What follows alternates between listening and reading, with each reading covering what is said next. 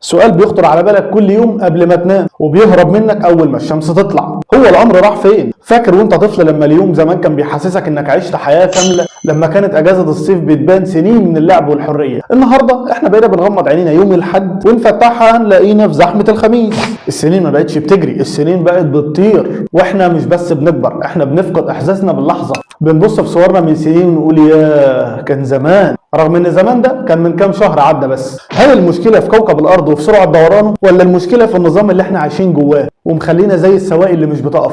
احنا في حلقة النهارده انا مش جاي اكلمك عن ادارة الوقت، انا جاي اواجهك بالحقيقة اللي احنا بنحاول نهرب منها. ليه الايام ما بقاش فيها بركة؟ وازاي نقدر نوقف تايمر العمر اللي بيعد تنازلي بسرعة مرعبة؟ حضر قهوتك وركز معايا عشان الدقايق اللي جاية دي هي اغلى حاجة انت بتملكها فعلا. من 3000 سنة في قلب مدينة الاقصر اللي هي طيبة القديمة، البطل واحد اسمه سنموت، ده امهر نحات شال ازميله مطرقة في تاريخ الفراعنة كله. الملك بعت لسنموت وقال له قدامك سنة تخلص لي المسلة اللي تحكي فيها تاريخي، ولو خلصتها ليك عندي ذهب ملهوش اخر. سنموت بص للمسلة اللي هي الحجر وضحك كده بسخرية وقال ياه سنة ده لسه بدري قوي، انا هقعد النهارده اشرب ارفع النيل وبكره هبدا. ومر بكره وجا بعد بكره وجا بعده، وسنموت كل يوم يصحى من النوم ويقول الوقت لسه فيه بركه، هسهر النهارده مع اصحابي والشغل ملحوق عليه. والساعات الرمليه كانت بتعدي قدام عينه وهو فاكر ان الرمل ما بيخلص. وفجاه سنموت سمع طبول عيد الحصاد، والطبول دي معناها ان السنه خلصت. سنموت بقى يجري زي المجنون على المسله، لقاها حته حجر صماء زي ما هي، مفيش عليها خدش واحد. الملك وقف قدام المسله الفاضيه وبص لسنموت بحده وقال له يا سنموت الحجر ثابت وما بيتحركش، لكن العمر هو اللي بيجري. انت كنت فاكر ان انت بتملك الوقت،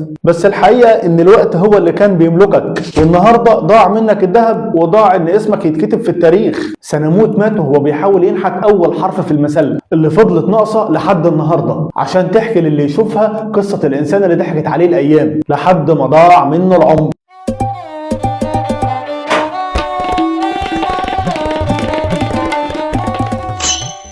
هو ايه اللي بيحصل يا جماعه؟ في حد سرع الريتم بتاع الكوكب واحنا مش واخدين بالنا؟ بنتقابل انا وانت النهارده وبقول لك كل سنه وانت طيب بمناسبه السنه الجديده، وبعدها بيومين بنلاقي نفسنا بنحضر لسحور رمضان، وبعدها بلحظات بنلاقي نفسنا الصيف خلص وداخلين على الشتاء. الموضوع ما بقاش مجرد وقت بيعدي، الموضوع بقى يخوف، كأن العمر بيدلق من ايدينا زي الرمل، وكل ما تحاول تقفل ايدك الرمل يهرب منك اسرع. فاكر زمان لما خروجه يوم الجمعه دي كنا بنستناها بالايام؟ لما كنت بتقضي ساعة مع حد بتحبه كنت بتحس ان العالم وقف. دلوقتي انت ممكن تقضي يومك كله مسحول في الشغل او مسحول على السوشيال ميديا، وتيجي بالليل تسأل نفسك هو انا عملت ايه النهاردة؟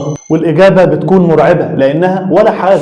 احنا ليه بقينا بنحس ان الشهر اسبوع واليوم بقى يدوب مشوار؟ هل هي فعلا علامات الساعة وفقدان البركة، ولا احنا اللي بقينا عايشين زي الروبوتات؟ في حلقة النهاردة انا مش جاي اديك نصايح تنمية بشرية واقول لك نظم وقتك، لا، انا جاي اغوص معاك في لغز سرقة العمر، جاي اقول لك ليه عقلك بيضحك عليك وبيحسسك ان العمر بيطير، وازاي تقدر تفرمل للايام دي قبل ما تلاقي نفسك في محطة انت مش مستعد لها. ركز معايا في كل كلمة لان الحلقة دي ممكن تكون هي الفرملة اللي انت محتاجها عشان تلحق تعيش اللي فاضل لك من عمرك بجد.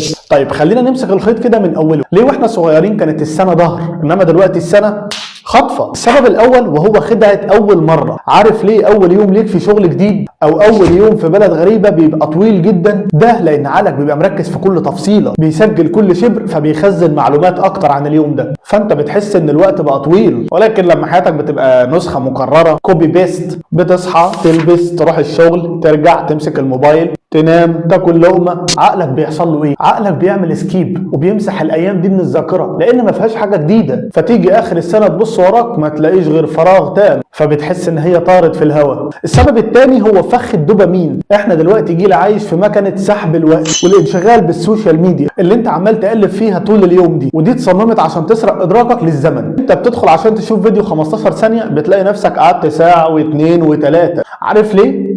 لانك بتفصل عن الواقع وعقلك بيفقد القدره على قياس الوقت. انت مش بتستهلك محتوى، انت بتستهلك عمرك بالقطاعي وانت بتضحك. السبب الثالث وده الاهم هو النسبيه النفسيه. في نظريه بتقول وانت عندك 5 سنين السنه بتمثل 20% من عمرك كله، فانت بتحس ان هي ضخمه جدا، على عكس وانت عندك 30 سنه السنه بتمثل يا دوب 3% من حياتك. يعني وقتك بيصغر في عينك كل ما انت بتكبر. الكلام ده مرعب صح؟ بس السؤال الاهم هو مش ليه الوقت بيجري، السؤال اللي بجد هو احنا ليه سايبينه يهرب مننا؟ وليه بنتعامل مع اغلى حاجه في حياتنا كانها ببلاش؟ استنى لان اللي جاي هو السر اللي هيخليك تفرمل للسرعه دي. طيب بعد ما عرفنا اننا في ساقيه وبتجري بينا للمجهول، هل نستسلم ونقول هو ده حال الدنيا؟ لا طبعا. والحل مش انك تشتري ساعه اغلى، الحل انك تعيش اللحظه اعمق. وعشان تفرمل قطر السنين اللي بيجري ده محتاج تعمل 3 حاجات اهم من بعض. اولا تكسر الروتين قبل ما يكسرك. لو يومك النهارده نسخه من يومك بتاع امبارح فانت حرفيا بتمسح يوم من عمرك. اعمل حاجه واحده بس جديده كل يوم، انزل من طريق مختلف، كلم حد بقالك فتره ما كلمتهوش، اقرا صفحتين في كتاب.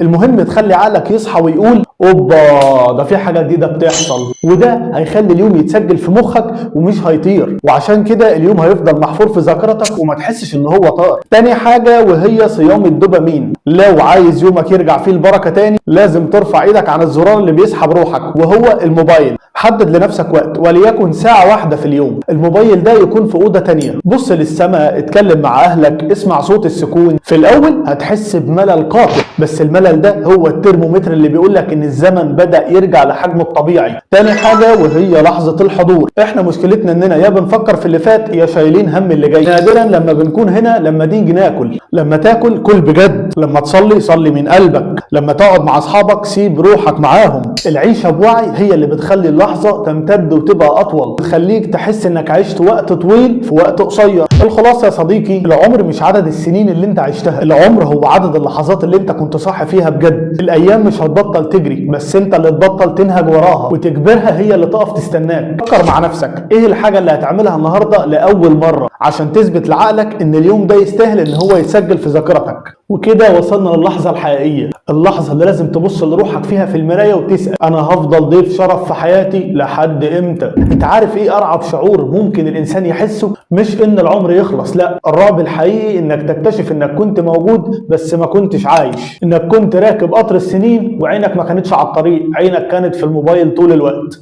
أو سرحان في هموم بكرة فما لمحتش ولا شجرة من الطريق، ولا استمتعت بمنظر الغروب وأنت ماشي، ولا حتى حسيت بالناس اللي راكبين معاك. احنا دايما بنتحجج بكلمة اصل انا مشغول، بس الحقيقة ان احنا مش مشغولين، احنا تايهين. والتوهة دي هي اللي بتسرق بركة الوقت، بتخليك تجري وتجري وتجري وفي الاخر بتلاقي نفسك في نفس المكان، بس شعرك هو اللي ابيض وصحتك ما بقتش زي الاول، والناس اللي انت كنت بتحبهم بقوا مجرد صورة على الحيطة. اسمع مني بجد، الوقت مش عدوك، الوقت هو المادة الخام اللي انت بتشكل بيها قصتك. لو قصتك كلها سكرول وريفرش وحاجات ملهاش لازمة فما تزعلش لما تلاقي الايام بتهرب منك من صوابعك زي المية. انت النهاردة قدامك فرصة، الفرصة دي مش هتجيلك بكرة، لان بكرة ده سراب احنا اللي اخترعناه عشان نأجل فيه حياتنا. الفرصة هي دلوقتي، قوم اخرج من سجن الروتين اللي انت فيه، خد نفس عميق، بص في عين اللي بتحبهم، واعمل حاجة النهاردة تخلي يومك بصمة مش مجرد رقم في النتيجة. القطر لسه واقف في المحطة والفرملة في ايدك انت، يا اما تشدها وتعيش كل ثانية بوعي، يا اما هتلاقي نفسك نايم وتصحى تلاقي نفسك في المحطة الاخيرة وانت لسه ما شبعتش. وفي النهاية في حقيقة واحدة لازم تحطها حلقة في ودنك، الوقت ما بيجريش، احنا اللي بنخلص. الساعة اللي في ايدك دي مش بتقدم الوقت، دي بتاكل من رصيدك. كل ثانية بتعدي هي قطعة بتتشال من حياتك وما بترجعش تاني ابدا. مش مهم عشت كام سنة، المهم السنين دي كان فيها كام حياة. لو خرجت النهاردة من الفيديو ده وانت حاسس بقرصة في قلبك يبقى انا نجحت، لان القرصة دي هي المنبه اللي بيقولك اصحى وفوق. لسه في ايدك تختار تكون مين، ولسه في ايدك تعيش بكرة بشكل جديد. ما تسمحش لليوم ان هو يمر عليك مرور الكرام، اجبر الايام ان هي تفتكرك قبل ما تفتكرها انت بالندم. وفي النهاية ما تنسوش لو عجبكم الفيديو تعملوا لايك، وما تنسوش تقولوا رايكم في الكومنتات، وطبعا سبسكرايب عشان يوصلكم الفيديوهات الجديدة. سلام.